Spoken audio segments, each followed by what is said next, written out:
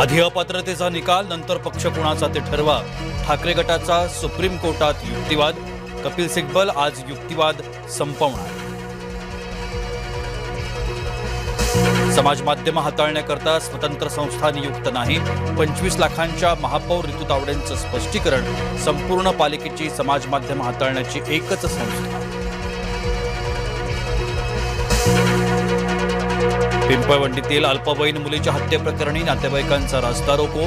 15 दिवसात न्याय न मिळाल्यास पुन्हा आंदोलनाचा इशारा. मुंबईतल्या वांद्रेतल्या फुटबॉल मैदानाचं आरक्षण पालिकेनं बदललं. प्रकरण न्यायालयात असतानाही ठराव. प्रदर्शन केंद्राचा ठराव मंजूर. नाशिकच्या विल्होळीत रक्तरंजित थरार. कोयत्यानं हल्ला करत 30 वर्षीय युवकाची हत्या. मुलीसोबत बोलण्याचा व्हिडिओ काढल्यानं संपवला. वर्ध्यात पतीची प्रियकराच्या मदतीनं हत्या. पत्नीसह 4 गुन्हा दाखल. विवाहबाह्य संबंधात अडथळा ठरत असल्यानं हत्या केल्याचा संशय.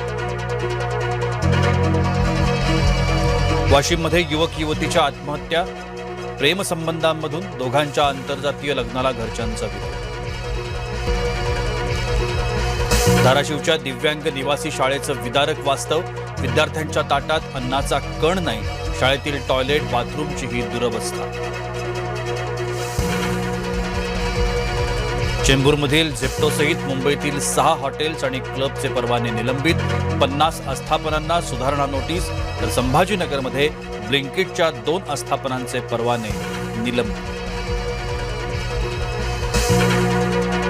मनोज जरांगेंची तब्येत अचानक बिघडली. अंतरवली सराटीत डॉक्टरांकडून तपासणी. 29 तारखेच्या आंदोलनावर आजाराचं सावट.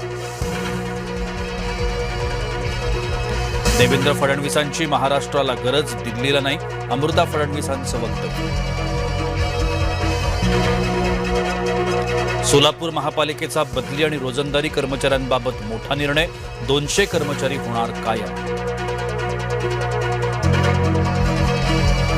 भंडाऱ्यात शिक्षक नाही म्हणून चिमुकले विद्यार्थी रस्त्यावर. बोंडेगावात पुरेसे शिक्षक नसल्याची तक्रार. पालकही आक्रमक.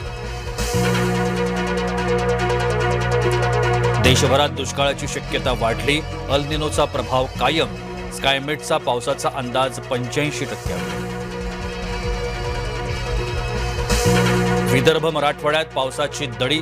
कापूस सोयाबीन तुरीवरती किडीचा प्रादुर्भाव. पिकं वाळण्याची ही भीती. अंडकोश चोरीसाठी अल्पवयीन मुलाची हत्या. भोपाळमधील धक्कादायक घटना. तिघांनी रील्समधल्या चुकीच्या माहितीच्या आधारे गरीब मुलाला सावज बनवलं. होमिओपॅथी डॉक्टरांची वैद्यकीय परिषदेतील नोंदणी स्थगित. न्यायालयाच्या निर्णयानंतरच प्रक्रिया राबवली जाणार.